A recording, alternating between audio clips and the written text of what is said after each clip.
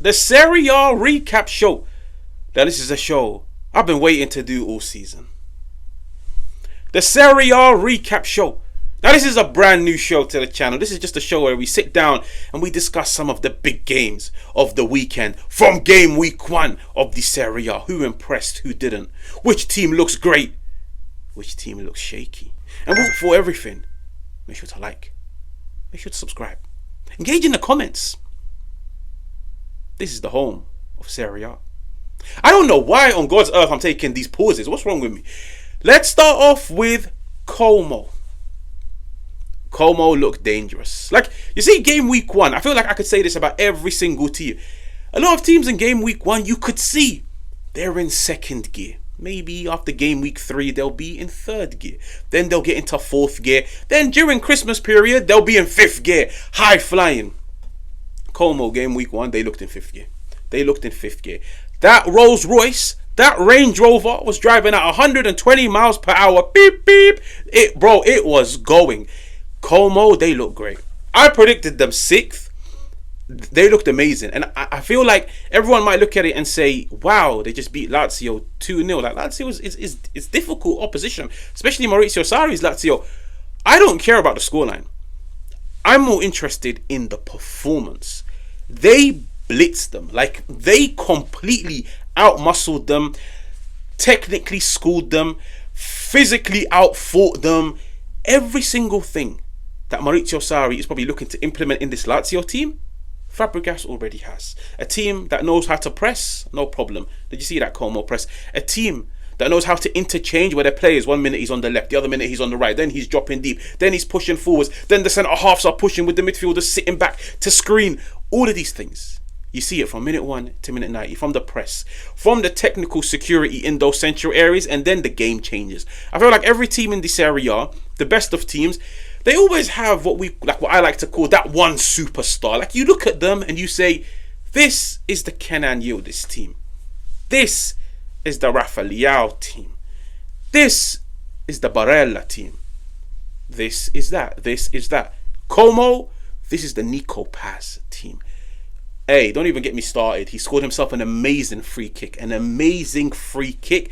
But then the assist for that goal, beautiful. Getting the ball under control. Turning the centre half. But listen, I feel like even if he turned the centre half and he lost the ball, I would have been sat there thinking, wow. It's the fact that he turned him. And he still had the composure. He still had that vision to spot a teammate, and then the execution. Nico Paz, wow. Like, Fabregas must genuinely love the idea of coaching him, of developing him, of watching him game week 1. Like, all Fabregas sometimes has to do is look at Paz and tell him, go win me that game. Nico, go win me that game. Si, senor. And he goes and he wins it. Now the second game, Juventus 2, Parma 0. Now, I've already done a review on this, but I feel like there were some players, I never gave them their flowers. I never dedicated a moment to speak on their performance. I never knocked on their door and said, Happy Valentine's Day. I never gave them a box of chocolates. I never gave them this set of roses. I never gave them a bouquet of daffodils. I never gave them a collection. I can't think of any more flowers, but you know what I mean. Bremer. There was one moment in the game against Parma which set the tone of the game. Start of the second half, Parma go in, an opportunity, Di Gregorio was beat. On any other day, Parma go 1-0 up. And now there's way more pressure on Juventus, on Tudor, for them to step up because they're playing at home. Game week 1 of the Serie A, you 1, have to now equalise to get back into the game. And 2, go on to score a winner. Against this compact 5-4-1 that Parma were playing, they were difficult to break down, but Bremer was there. Bremer was there. It happened right at the start of the second half. He was there to put out the fire. Yes, it was the Kenan Yildiz masterclass in attack. But in defence, it was just Bremer rolling back the years. And this is a Bremer that's just come back from an ACL.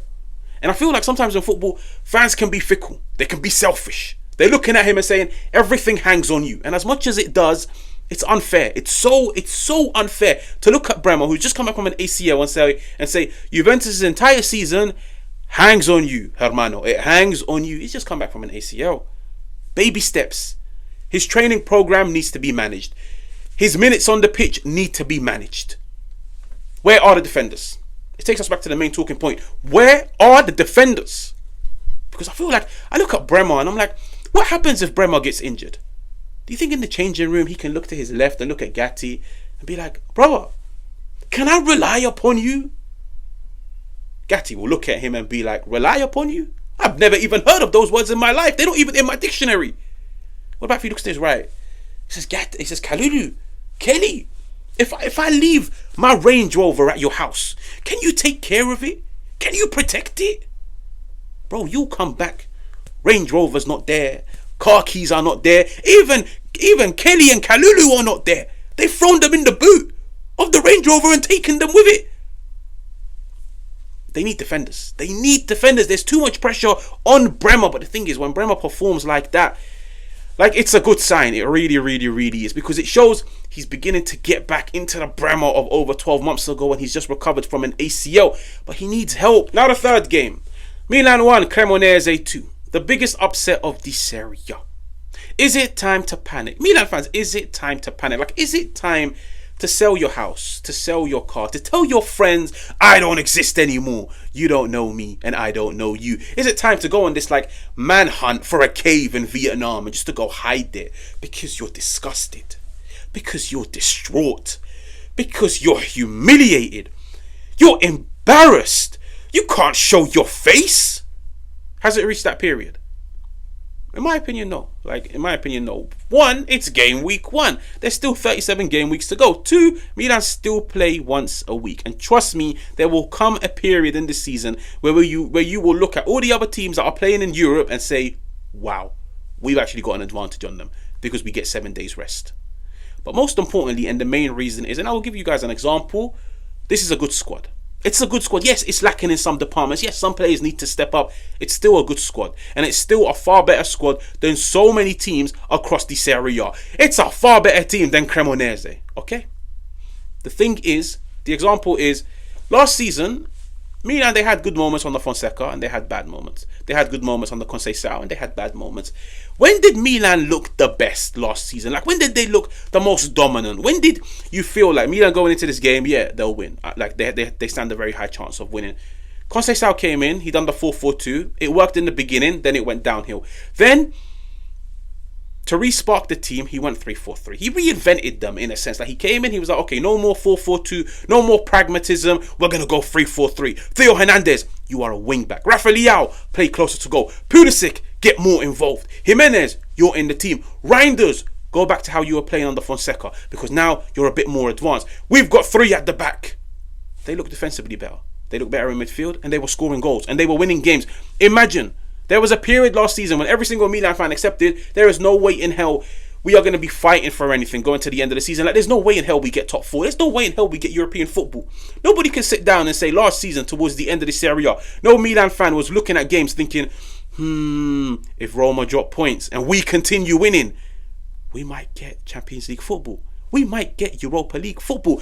My point is, one formation change re-sparked everything. One formation change re-sparked everything.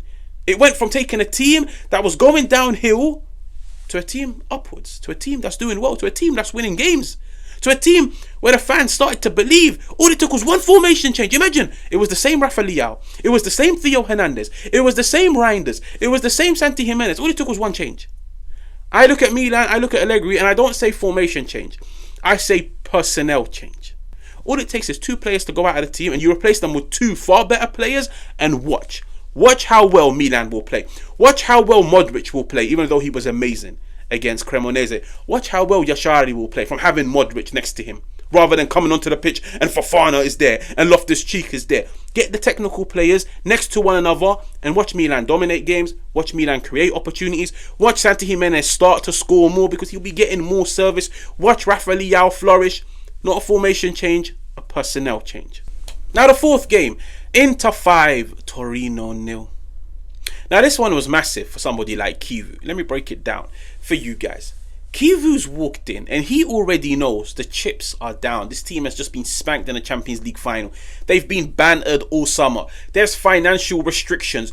In everybody's eyes, I am this novice. I am this underexperienced coach. How can I get everybody on my side? Trust me, as a new coach, as a new player, as whoever it is, when you walk into a new environment, to get everybody on your side, get results. If you're a striker that nobody knows of, go and score a hat-trick on your first game and I guarantee you everyone will know about you. Everyone will respect you. Chivu's walked in and you could see he's told these players, listen, I can't lift you guys up financially. I can't look at you and say, you know what? You were close last season, but I'm going to go and spend 200, 300 million and get you all the players to get you over the line. There's financial restrictions when it comes to Inter. He's looked at them and said to them, listen, change this one thing about your game. Just change this one thing. And I guarantee you, you will reap the rewards. And I can guarantee you, you will begin to have faith in me, to have faith in yourself, to have faith in your teammates. As a coach, when you walk in and you either tweak the formation or you tweak the tactics or you tweak the principles of play, you need results to back it up. So when you're in training and you tell your players, listen, I told you to do this. I told you to play in a 4-4-2. We've just gone and won 4-0. Look at how they couldn't break us down. Look at how we were compact. Look at how we were playing out of the back. Look at how we were winning our duels. Look at how we were fluid. The players buy into you. They buy into your system. And because of that, they're not going to give you 100%. They're going to give you 120% next time. Because they've now bought into the philosophy. I was watching me this one thing. Go out there and run your socks off. Go out there and run non-stop. Go out there and pressure every single ball. Go out there and close down every possible passing angle. Go out there and give me 150% off the ball. Because on the ball, I trust every single one of you guys. You don't reach a Champions League final by being crap on the ball. You don't compete for a Scudetto by being crap on the ball. Those players went out there and they ran their socks off. And guess what they got in return? Guess what they got in return? They got a 5-0 hammering. It could have been 6, 7, 8. Every single player could have scored on that pitch. If I was an Inter player, I'd be going into the changing room thinking, wow, I believed in his vision. And I listened to him. And I just won 5-0.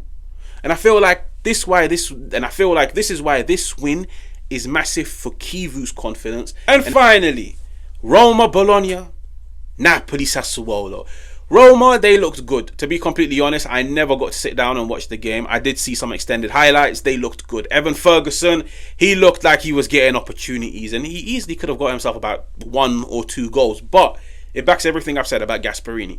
He generates the most productivity. If there's one person on planet Earth that can fix a player, that can improve a player, that can re-spark a player, watch what he'll do with Evan Ferguson. Because you could see Evan Ferguson, the movement in the final third, it was so difficult for Bologna to contain. And the reason why Evan Ferguson during his time at Brighton got this £100 million price tag at the age of 19 is because of his movement.